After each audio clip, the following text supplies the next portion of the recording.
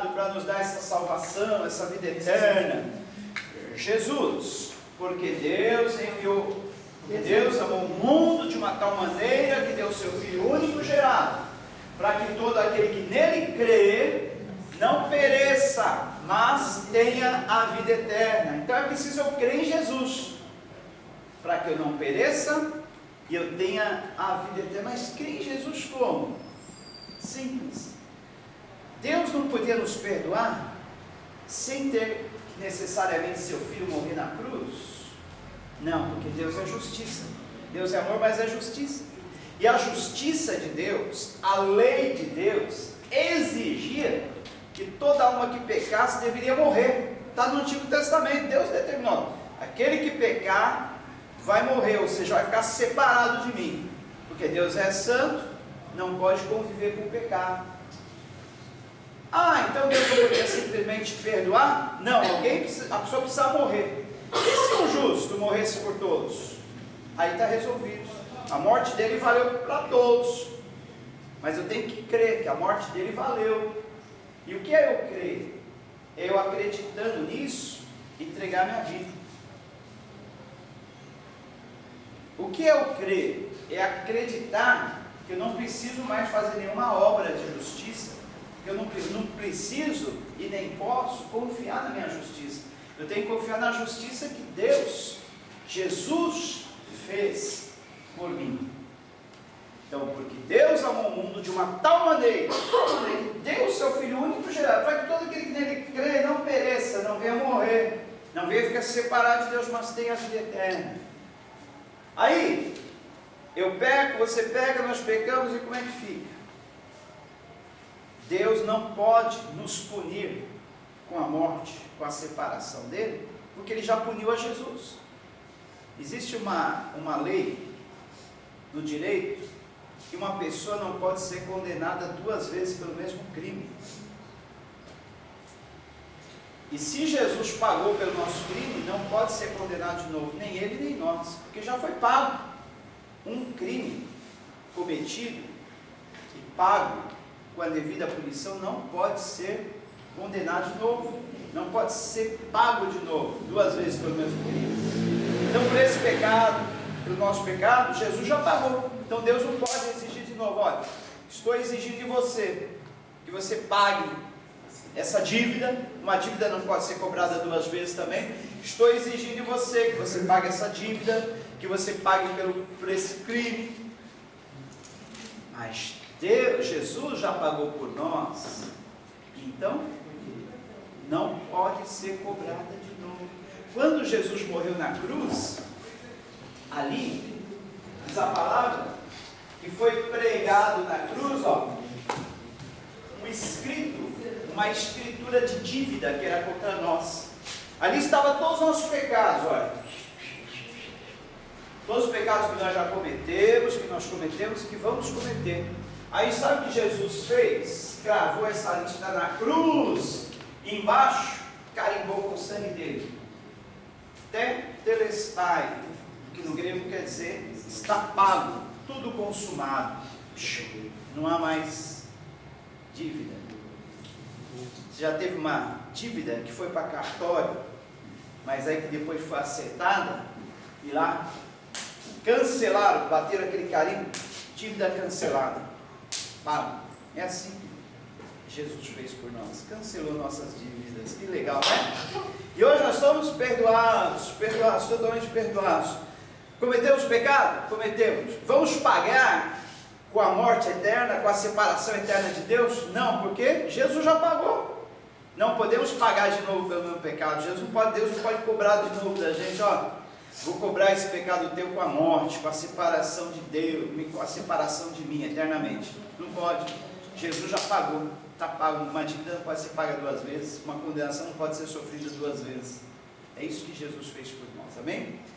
Hoje, queridos, nós estamos estudando o livro de Atos, e hoje eu gostaria de falar um pouquinho com vocês sobre Atos capítulo 4, só o finalzinho, porque o começo nós já estudamos.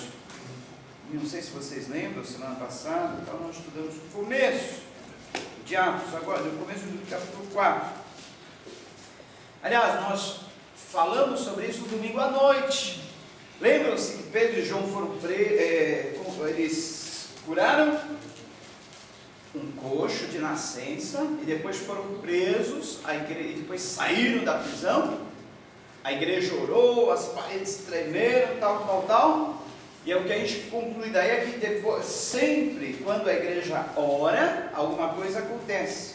Agora eu gostaria de ler do versículo 32, só até o 36, para não ficar muito extensa a leitura. Depois eu vou comentar um pouquinho do que aconteceu no capítulo 5 e no capítulo 6, tá bom? Somente 3, 4 versículos. Eu gostaria que alguém lesse, cada um lesse um versículo para mim, do versículo 32 de Atos 4 até o versículo 36. Quem pode ler o primeiro?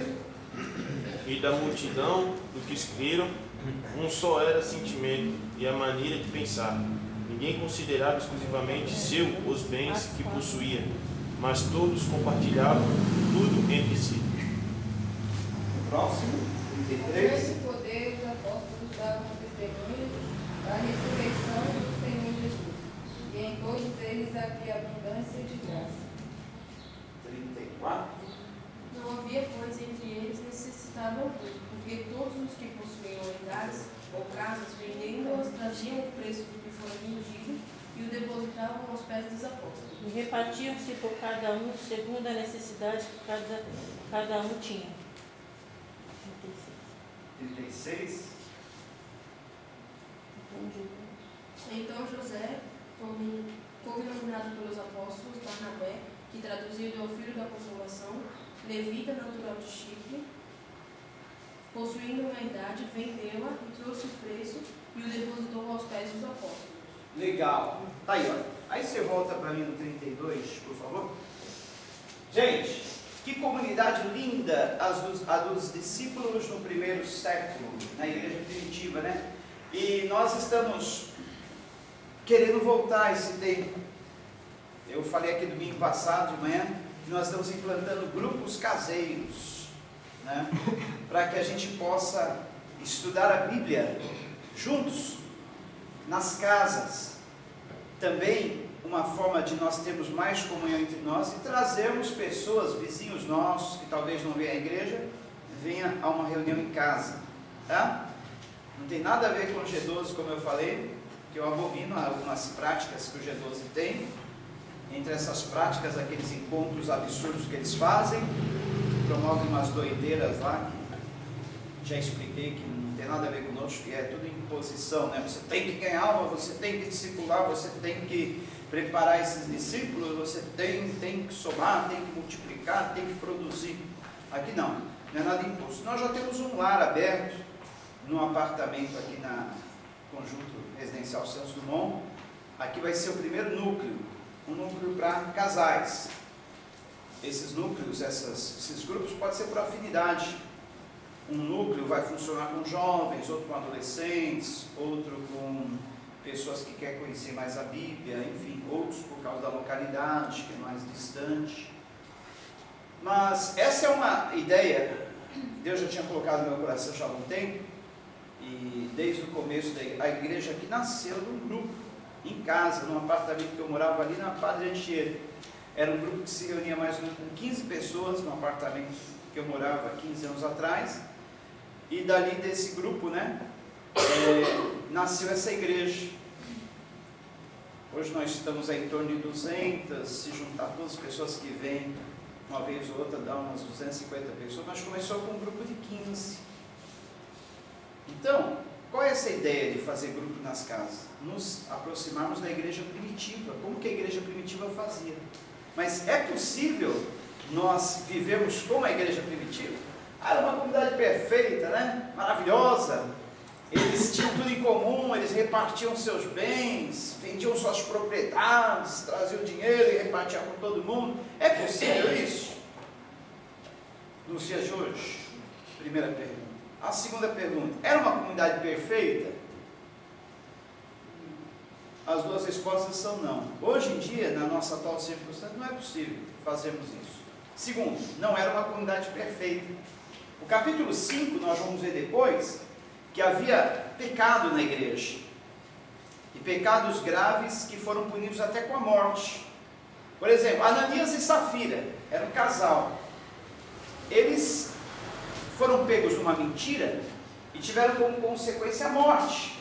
Morreu fulminado o marido Ananias, em seguida a sua mulher Safira. Mas pastor, será que o Deus do Novo Testamento, da igreja primitiva, é tão punitivo assim? E ele ainda é assim hoje? O que vocês acham? Hoje, Deus pune com a morte? O pecado é mentira, por exemplo? Pune. Só que não é essa morte, olha, agora vai cair fulminado. Se a pessoa viver uma vida de mentira constante, sem se arrepender, ela vai morrer espiritualmente. Vocês não acham que ela morre espiritualmente? Eu conheço pessoas que não só morreram espiritualmente, como ficaram doentes por causa da mentira. Sabe aquela mentira continuada, que a pessoa mente, e acaba ela própria acreditando na mentira dela? Vira uma doença. E ela cria histórias, ela fantasia, e ela até prova. Não, eu provo, eu estive em tal lugar. Poxa, prova. Ela é capaz até de inventar um selfie naquele lugar. Ela pega lá, faz uma montagem lá, não, eu estive aqui, olha, eu fui lá. E ela mesma acredita. Pastor, mas isso não é doença, não é? A pessoa acha que não faz. Não sei se é porque quer, mas... Então, eu creio Já aconteceu que é um pecado que de tanta pessoa continuar aquele pecado, acaba ficando doente. Mas essa doença é por culpa da pessoa, ela própria que foi. Por exemplo, se eu como exageradamente, ao voltar a tocar na tecla, comer exageradamente, não levo uma vida sedentária, não faço exercícios, eu vou adoecer. Essa doença foi eu tive culpa nessa doença, ou, por exemplo, eu estou vivendo um mundo que é sujeito a doenças e eu acabei ficando doente. Tadinho de mim. Eu comia demais, eu não fazia exercício, só ficava sentado. Mas não tem jeito mesmo, nesse mundo a gente tem que ficar doente, nesse mundo, né, tudo é contaminado mal. Enfim. Não, você não pode culpar uma coisa que a culpa é absolutamente sua. Você ficou doente por sua culpa, não se cuidou, não cuidou do templo do Espírito Santo. A mentira é a mesma coisa, a pessoa mente, acaba adquirindo esse distúrbio mental, é culpa dela, ela que alimentou a mentira. Então Deus fala, então para o seu castigo você próprio ser vítima da sua mentira. E aí acaba acontecendo isso. Mas o que eu falei que Deus pune com a morte, a pessoa pode morrer. Ali a morte foi instantânea, para que causasse temor nas outros discípulos, porque a comunidade estava começando, a igreja do Senhor estava começando, não podia fracassar. Se a igreja fracassasse naquele primeiro século, eu e você não estaríamos aqui hoje salvos. E outra, respondendo a primeira pergunta, é possível hoje nós termos uma igreja como a igreja primitiva? Olha, a partir de hoje nós vamos viver todos juntos, ter tudo em comum. Se alguém tiver casa, carro, vai vender, vai trazer o dinheiro aqui, nós vamos dividir, vamos ficar todo mundo junto. Tem que ver o contexto, queridos.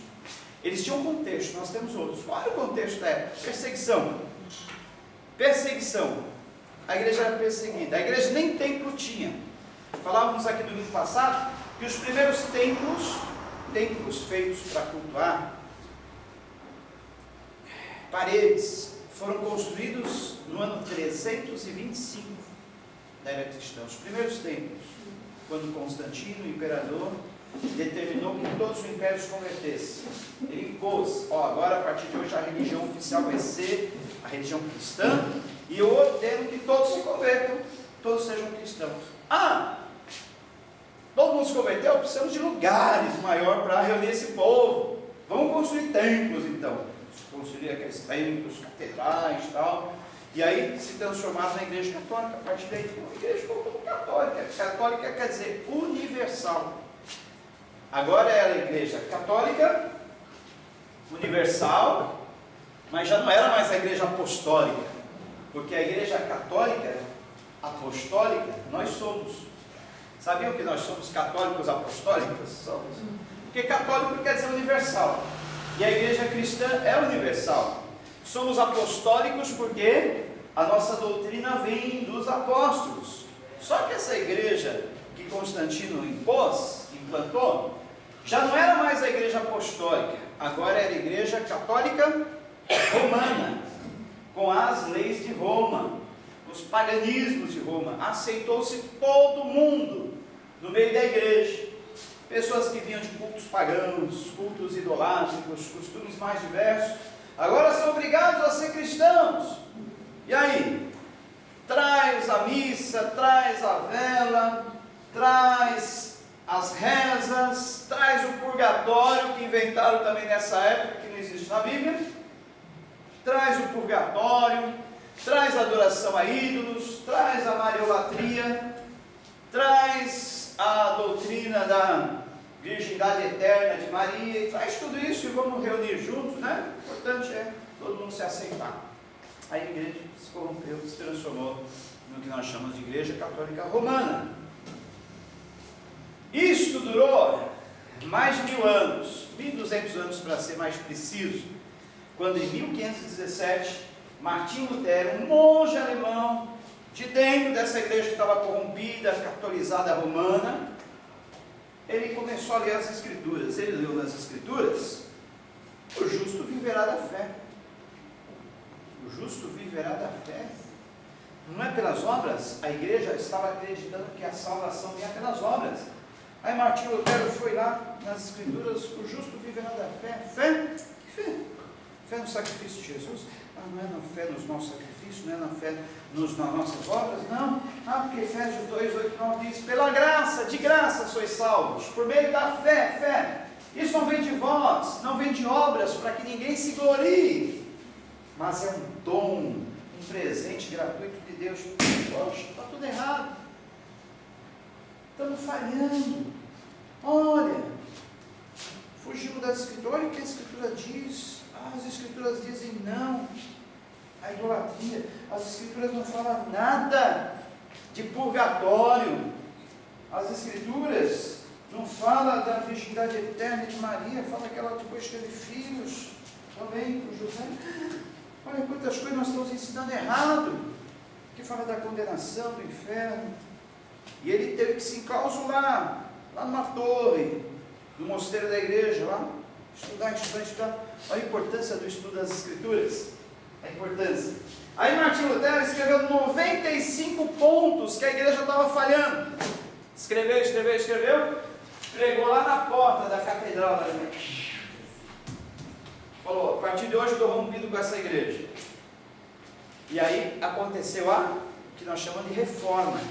Reforma veio daí, por um homem ter se dedicado ao estudo das Escrituras, percebeu que muita coisa estava errada e que nós tínhamos que voltar às Escrituras. Hoje, precisamos de uma nova reforma na igreja, porque a igreja já está corrompida novamente. Voltaram os sacrifícios, voltaram as idolatrias no meio da igreja, entrou a feitiçaria no meio da igreja. A igreja hoje está misturada com os sacrifícios da igreja católica, os sacrifícios, crendices, misticismo da macumbaria, né? Tem igreja hoje que se confunde com o conceito de macumba. E está tudo mudado. Essa é boa. Vou falar uma que aconteceu numa igreja aqui perto. Eu já tinha assistido uns cultos. Essa é uma igreja nova. Eu já tinha assistido alguns cultos pela internet dessa igreja. Eu falei: isso aí está parecendo mais macumba gospel do que outra coisa. E toque de macumba, as danças de macumba. Aí me falaram da última: pastor, nessa igreja, não vou falar o nome por ser questão de ética. Nessa igreja, pastor, eles se acham os tais. Eles se acham um dos tais. Já deu para perceber, né? Eles dizem que são um dos tais. Não estou falando o nome da igreja. Eu ganhei também. Mas alguém que foi lá falou: pastor, nesse dia os ministros de louvor, pessoas pregam, foram vestidos de candomblé. Para quê? Para dizer que a gente tem que aceitar todos. Pronto, aí não falta mais nada, né? Eu estou ouvindo o que eu falei de alguém que foi lá, então só estou ouvindo. E não citei o nome da igreja, tudo bem. Aí, já pensou, gente? O toque da, igual das danças, ainda vestido de candomblé? Poxa, gente, dá licença, não fala mais nada. Aí, gente, tem uma tal de igreja que leva o mesmo nome da gente, só que essa não é a plenitude de Cristo, é a do trono de Deus, né? E eu já pus lá no Face, ó, não temos nada a ver com essa igreja, nós pregamos a Bíblia, essa igreja prega outros costumes, e o que eu fico mais chateado, muito bravo, é que as pessoas vão lá na internet, no Google, e colocam lá, onde tem uma plenitude no Guarujá? E cai no meu telefone, que eu publico o telefone lá. Aí liga para mim, pastor, onde que é a igreja de vocês aqui no Guarujá? Aí eu estou contente, legal, você quer conhecer a igreja? Eu falei, quero. Eu vejo vocês na televisão, falo, infelizmente não é a minha. Mas a nossa igreja prega a Bíblia. Não tem aquelas coisas aí que você vê na TV, mas tem a Bíblia. Você quer vir aqui? Ah não, pastor, eu queria aquela lá. Então, fica com aquela lá que não prega a Bíblia. Né? Será que você quer? Porque lá tem a vassoura ungida. Que negócio é esse? Quanto que é? R$1.000. Eu acho que está barato, sabia? Eu acho que está barato. R$1.000 uma vassoura ungida. Uma vassoura que tira todo o mal da tua casa. Por R$1.000 mais barato? Ela tira todo o mal. É o valor do empregado já. É? Melhor que o empregado. O empregado que custa o quê? Vai pagar os direitos trabalhistas, vai pagar férias, aviso prévio, 13º, sai mais do que R$1.000. Salário mínimo já está 800 e pouco, 800. Vai pagar as indenizações e tudo mais, vai sair mais caro. Essa vassoura, só falta ela varrer sozinha a tua casa.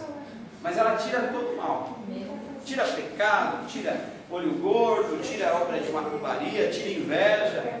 Acho que eu vou lá buscar uma vassoura dessa. Mas, gente, que absurdo! Absurdo! R$1.000! O que é isso senão uma feitiçaria? Isso é feitiçaria, é atribuir poderes a objetos. Mesma coisa que eu vou falar para vocês, ó, gente, depois do culto, quem quiser leva uma rosinha dessa, tá? Uma flor dessa aqui. Só que é o seguinte, como ela ficou aqui em cima, nós oramos, ela vale R$200, tá? Quem tiver uma oferta de R$200, leva. Que vai, ó, trazer o bem para sua casa, vai atrair bons fluidos, vai atrair prosperidade. Ficou aqui, ó, tá aqui. O que é isso? É feitiçaria. Não é uma feitiçaria? Quando eu atribuo um poder a um objeto, eu estou praticando feitiçaria, um poder místico. Aquele objeto que tem poder, né? Eu tenho medo tremendo de as pessoas acharem que esse óleo tem poder. Eu deixo bem um pouquinho aqui, porque senão tá, posso levar um vidrinho para cá, posso levar um pouquinho. O óleo não tem poder algum. Não tem poder. Ele só é usado simbolicamente, olha. Você está recebendo, né, a oração da fé, tá? Simbolicamente, mas se não for a oração da fé, se não for a fé, o poder de Jesus Cristo, não tem poder nenhum. Pode levar para casa, não vai fazer nada, não faz. Eu poderia vender. Ó, quem tiver uma oferta de R$10, leva, tem um monte de frasquinho aí. Próprio, uma botijinha e tal, cabe uns 10 ml de óleo, poderia colocar aqui, ó. Quem tiver uma oferta de R$10, traga aqui, leva o seu olhinho, como eles fazem por aí. É feitiçaria, ele está enganando, pô, não tenho esse escrúpulo, essa falta de escrúpulo. Vender, fazer coisa, vender objeto. Agora surgiu a fronha, que você dorme, coloca o seu travesseiro e dorme sobre ela. Você vai sonhar os sonhos de Deus para a sua vida, e esses sonhos vão ser realizados. Quanto? R$140 apenas. Vem para cá, Brasil, que tem bastante fronha. Vem para cá, Brasil. Parcelado em 3 vezes sem juros. Vem para cá. Eu estou sendo perseguido. Sabe, né? O bispo tirou meu programa de televisão, tirou meu canal. Mas eu tenho aqui muita fronha para vender. Não é fácil sustentar aquelas mansões que eu tenho. Lá em Alphaville, minhas fazendas. E o povo vai, leva o dinheiro, está aqui, ó, 140 reais. Gente, você quer uma fronha bonitinha, estampada? Minha filha tem estampada. Uma fronha custa o quê? 5 reais? 5 reais uma fronha? Vai ali na Caidu não, como é que chama a loja lá de Pernambucana, compra 5 reais uma fronha.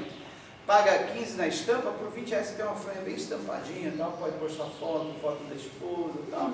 Não é a fronha dos sonhos de Deus, mas é uma fronha estampada por 20 reais. Você vê a diferença, né? Uma fronha que custaria 20 reais, 140 reais. O que é isso? Não, uma feitiçaria. Então nós hoje precisamos voltar, fazer uma reforma.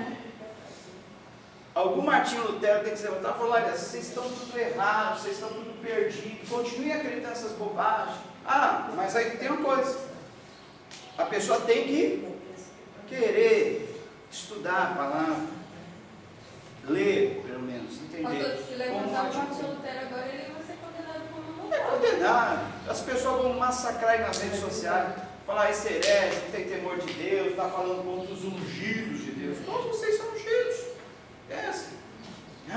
Não pode falar, pastor, ele é pastor, é bispo, é apóstolo, grande coisa.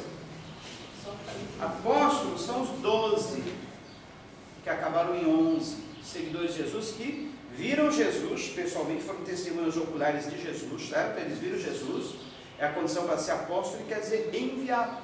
Esses homens foram enviados para algum lugar do mundo, implantar uma igreja onde não existia, então são apóstolos. Pode dar o nome que for, apóstolo, patriarca, são nada. Então, gente, o que nós precisamos? De reforma, mas para ter reforma tem que ter Bíblia, as pessoas têm que voltar. Quando a pessoa fala para mim: eu queria conhecer, mas queria conhecer aquela da televisão, não é? Não, aqui a gente prega a Bíblia, não tem aquelas coisas que você vê aí na televisão, não tem? Não, então não quero. Mas você não quer a Bíblia? Não, eu queria aquilo lá, vassoura, não sei o que, tapete ungido, não sei o que mais. Infelizmente não, a gente não tem essas coisas aqui não. A pessoa fica frustrada porque ela quer Bíblia, não quer Bíblia. Ó, prova. Hoje, domingo de manhã, o que nós fazemos aqui no domingo de manhã? Estudamos Bíblia. Quinta-feira, o que nós fazemos? É mais estudo da Bíblia. São os cultos que menos vem gente. Menos vem gente, né? Agora, se é um outro culto, vamos ter aqui uma festa, vamos ter aqui um show gospel, vamos trazer um grande cantor. Gente, tem que fechar a rua, fica a gente no meio da rua, do outro lado. Vai ter briga, pessoas querendo entrar para ver o show. Fazer campanha. É uma campanha, vamos fazer uma campanha. 7 dias para você ter a sua bênção. 7 dias, a bênção está garantida. Vem gente os 7 dias, não arreda o pé, pode vir doente, morrer. Eu vou lá, não posso quebrar minha campanha, eu tenho que fazer meu sacrifício, tenho que fazer por onde merecer. Pode ver que eu não faço campanha aqui. Aqui é Bíblia, gente, eu não posso. Eu prefiro ter 20 pessoas bem instruídas, 20 pessoas não iludidas, não enganadas, do que ter uma multidão de 1000 pessoas, mas iludindo, enganando. Não, faça uma campanha de 7 dias, vem os 7 dias direto, eu garanto que você vai receber a tua bênção. Você tem que exigir de Deus, encostar Deus na parede, falar: olha, o Senhor prometeu, vai ter que me dar. E a gente fala: Deus, o Senhor está preso nas suas promessas, eu exijo o cumprimento delas na minha vida, eu exijo. Isaías 64, quem é o pobre caco de barro para dizer ao seu Criador, ao seu oleiro: por que fazes assim? Por que não fazes daquele outro jeito? Qual a diferença entre uma igreja que enche, que lota,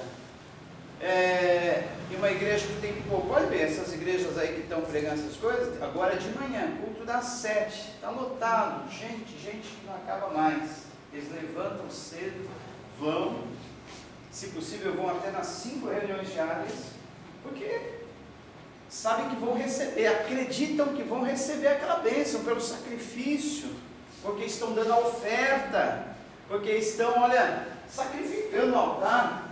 Então não tem, Deus está preso às promessas dele, não tem como escapar.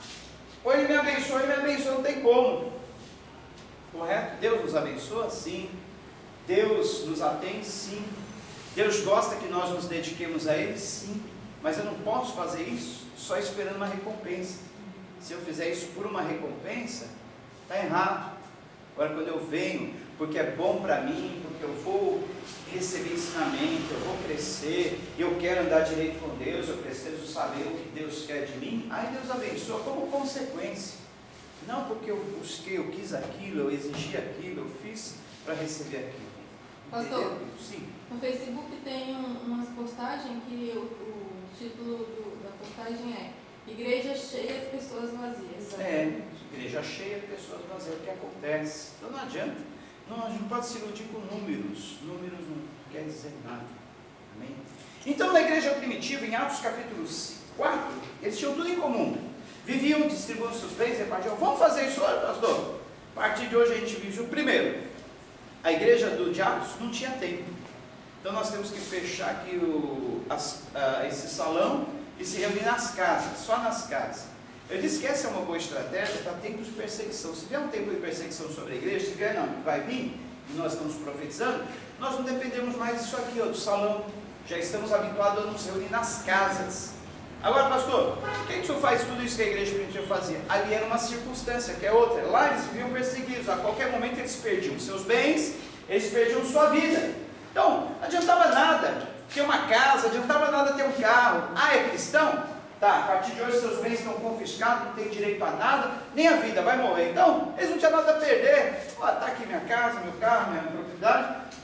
Carro não tinha, né? Era cavalo, está aqui, tudo aqui, estou entregando, não é mais meu. Hoje é diferente? Hoje não é diferente. Tudo que nós temos de quem é? De Deus. Não é só 10% que é de Deus, é tudo. É a nossa vida. É tudo que temos, somos. Só que Deus nos dá para administrar. Está aqui, sua casa é minha, seu carro é meu, sua vida é minha, mas eu confio em você para administrar esses bens. Aí nós vamos administrar da forma mais correta. Eu vou dar minha casa, de repente eu recebo 2, está errado. Você tem a sua casa, fica a sua casa, não entregue nada, é sua. Para que você vai entregar a sua casa na igreja e viver de aluguel? Pastor, mas Deus vai me dar 2 se eu der uma. Vai nessa, você vai dar uma e não vai receber nada. Por quê? Quer trazer eles? Tá?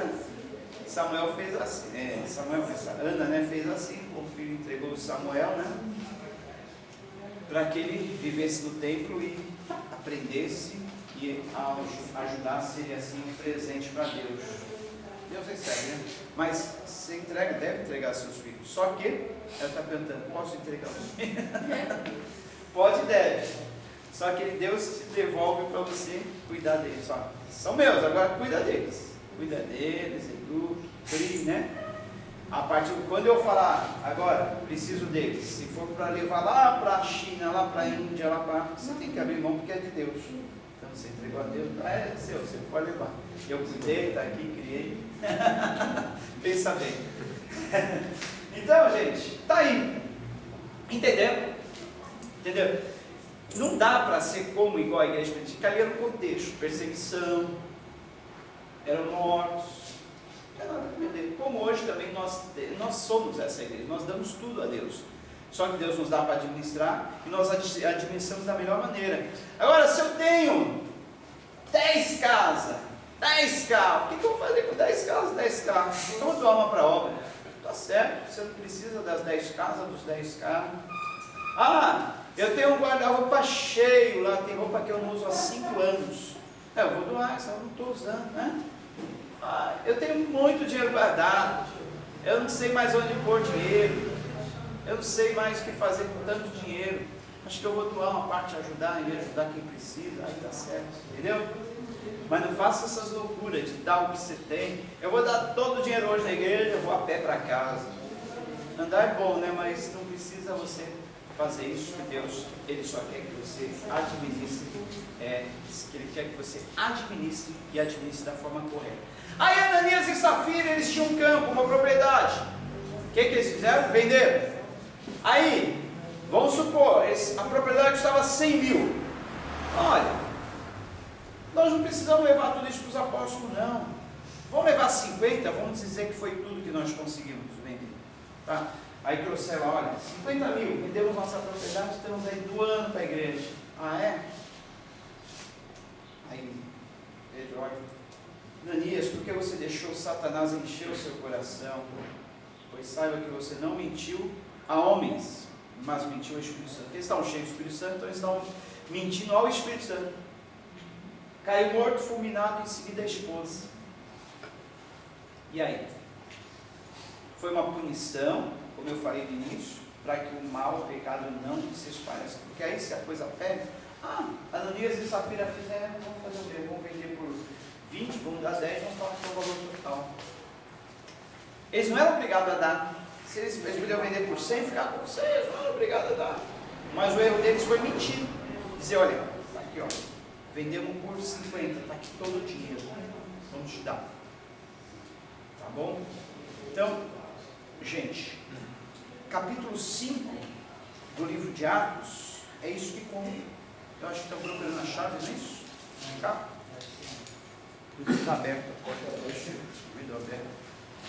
Capítulo 5 do livro de Atos é isso, conta a história. Isso que aconteceu aí, de Ananias e Safira serem mortos. Agora eu quero pular lá para o versículo 12, para nós finalizar, tá? Versículo 12 de Atos 5, já falamos da história de Ananias e Safira. Por que eles foram mortos? Qual o pecado deles? Olha, agora sim, capítulo 5, versículo 12 já está projetado. Os apóstolos realizavam muitos sinais e maravilhas entre o povo. Todos os que creram costumavam reunir-se no pórtico de Salomão. Dos demais ninguém ousava juntar-se a eles. Embora o povo estivesse em alto conceito, em número cada vez maior, homens e mulheres criam no Senhor e lhes eram acrescentados. De modo que o povo também levava os doentes às ruas e os colocava em camas e macas, para que pelo menos a sombra de Pedro se projetasse sobre alguns, enquanto ele passava. Afluíam também multidões das cidades próximas a Jerusalém, trazendo seus doentes, e os que eram atormentados por espíritos imundos, e todos eram curados. Então o sumo sacerdote e todos os seus companheiros, membros do partido dos saduceus, ficaram cheios de inveja, por isso mandaram prender os apóstolos, colocando-os numa prisão pública. Mas durante a noite um anjo do Senhor abriu as portas do cárcere, levou-os para fora e disse: dirijam-se ao templo e relatem ao povo toda a mensagem desta vida. Olha que legal. Gente, agora a gente questiona, né? Pastor, o senhor quer voltar à igreja primitiva, né? Pelo menos na forma como eles estudavam, se reuniam nas casas, tinha comunhão, tal. Mas eles tinham muito milagres, pastor. Precisamos ter milagres, então. E aí? O que falta para nós, a igreja hoje? Vocês acreditam que esses milagres que aconteciam na igreja primitiva são para os dias de hoje? Cura, libertação, ressurreição. São para os dias de hoje? São ou não? Ou Deus não faz mais isso? Jesus não faz mais isso? Faz, né? A própria salvação é um milagre, você é o maior milagre. A pessoa crer, a pessoa ser liberta de um vício, de um espírito mau. São milagres que hoje são feitos. Agora, queridos, esses milagres aqui aconteciam como consequência. Consequência do quê? O que eles sempre faziam, os apóstolos? A igreja? Oravam, se dedicavam ao estudo das escrituras, jejuavam, né? Vocês viram o que aconteceu aqui, naquele sábado do culto, sabadão jovem? Os jovens oraram, se prepararam, jejuaram, tudo mais. O que aconteceu? Foi um culto maravilhoso, né? Foi uma maravilha. A pessoa sai lá do fundo, sem ninguém chamar ela, trazer ela, sai, vem aqui na frente, cai de joelhos, entrega a vida a Jesus, né? Tinha uma jovem aqui, ela é da macumba, e ela saiu pulando, rodopiando, tal, né? Eu fiquei olhando assim, fiquei olhando. Deus falou: deixa. Aí eu deixei, né? Fernanda até veio do lado dela, né? Ficou ali para ela cair, não se machucar, né? Aí, esquece a jovem depois e falou: olha, eu me senti bem, eu não sei o que aconteceu, mas foi uma coisa gostosa. Então, é coisa que Deus faz, né? Coisa que Deus foi, ela ficou até meio assim, depois o que aconteceu, né? O que ocorreu? Então, mas ela falou que se sentiu bem, né? Talvez o Espírito Santo quis pegar ela, né? Quis agitar ela, mas aí o Espírito Santo foi, né? A Fernanda chegou, a mãe, ela se sentiu bem, ela disse que sentiu uma coisa gostosa no final, né? Importante, ajuda com sabedoria, estou ali perto, né? Para que nada acontecesse com ela, mas poderia ser uma manifestação, que o mal quis manifestar nela, mas em seguida o Espírito Santo, né? Foi isso que eu senti. Por E isso que eu vi. controlou ela ali, né? E ela se sentiu bem depois daqui. Jesus Cristo? Tanto é que depois que isso aconteceu, o senhor falou que ela ficou meio assim, ela estava assim, tão assim, cheia assim que ela cadê minha filha? Ela mesmo, cadê minha filha? estava assim, né? Tomar. Então, com certeza, porque quando o Espírito Santo age na vida da pessoa, a pessoa não perde os sentidos. Ela sabe o que está acontecendo, ela sente bem e tal. Mas quando é o inimigo que toma, ela não sabe o que está acontecendo. Então, ali, com certeza, o inimigo a tomou. Na hora que nós estávamos ali, depois de pregar, orando, louvando e tal, tomou. Aí agora vai agitar ela. Então, mas aí, né? Veio o Espírito Santo e controlou, foi tirando aquela presença maligna. Então, aí ela se sentiu bem. Então, é isso que explica, né? Entendeu? Mas por que acontecem os milagres, as maravilhas, sinais, quando a igreja ora, quando a igreja se prepara? Não depende só de um. Aqui estavam, todos oravam, todos estavam no mesmo propósito, reunidos, todos buscavam, todos jejuavam, todos ali se dedicavam ao estudo das Escrituras, tal, e os milagres vinham, aconteciam. Agora, uma coisa interessante que a gente não pode esquecer, não pode se iludir. Os milagres são, apesar de hoje existirem, serem bons, é necessário que exista. Os milagres são condição essencial para as pessoas crerem? O que você já acha? Os milagres são condições para a pessoa crer? Não. Tá certo. Por quê? Naqueles dias, o que acontecia? O Evangelho estava sendo implantado. Era em começo da igreja. Jesus havia ressuscitado, tal, estava vivo. Mas as pessoas precisavam saber que Jesus estava vivo. Que Jesus estava operando milagres. Então os milagres aconteciam com mais frequência. Agora, são condição essencial para a pessoa crer? Não. Por quê? Eu vou falar.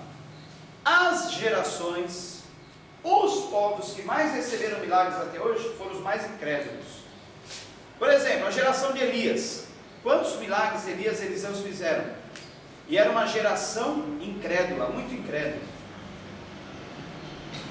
A geração dos dias de Jesus, quantos milagres eles viram Jesus fazer? Não era para todo mundo crer, se converter, aceitar Ele? Mas o que eles fizeram? Crucificaram Jesus. Israel, quantos milagres eles viram pelas mãos dos profetas? Não deram crédito. Nos dias dos apóstolos, quantos milagres eles viam? Mesmo assim, os apóstolos eram perseguidos e presos. Uns criam, mas a maioria não. Então, os milagres não são condições. Pastor, se a gente tivesse milagre todo dia, isso aqui é encher, deve ser que encher em todos os cultos. Mas, do que? De pessoas interessadas nos milagres. Receberiam os milagres e ir embora. Já recebi mesmo o que eu queria, legal. Valeu, tchau. Obrigado. Milagre não é condição para crer. Sabe qual é a maior fé? É a fé que não recebe o milagre e continua crendo. Fé maior é aquela que você não recebe, mas continua crendo. Maior do que aquela fé que alcança o milagre, é a fé que não alcança o milagre, mas continua crendo. Olha só que interessante, né? Então, porque você crê, e mesmo não recebendo milagre, Jesus existe, Jesus te abençoa, Jesus é o seu Senhor, você vive para Ele, e nada te afasta desta fé. Queridos, eu acho que o que eu tinha para falar hoje, Deus tinha para falar isso aí. Falamos de como vivia a igreja no primeiro século, falamos que ela não era uma igreja perfeita, tinha pecado, como Ananias e Safira, falamos sobre a perseguição, mas no próximo encontro temos mais. Lembrando que nós estamos estudando o livro de Atos, não só domingo de manhã, mas também na quinta-feira à noite, e no domingo nós estamos trazendo também alguma coisa sobre Atos. É sempre as mesmas mensagens? Não, nós estamos numa sequência. Tá? Quinta-feira é uma mensagem, domingo é outra, a noite é outra. Agora, por que a importância de estudar o livro de Atos? Temos que nos espelharmos na igreja de Atos. A igreja de Atos é um modelo. E se a igreja de Atos vivia perseguida e sobrevivia, como nós podemos sobreviver em tempos de perseguição que virá sobre o Brasil? Nós estamos estudando como eles faziam, para nós fazermos igual, correto? E é assim que nós vencemos.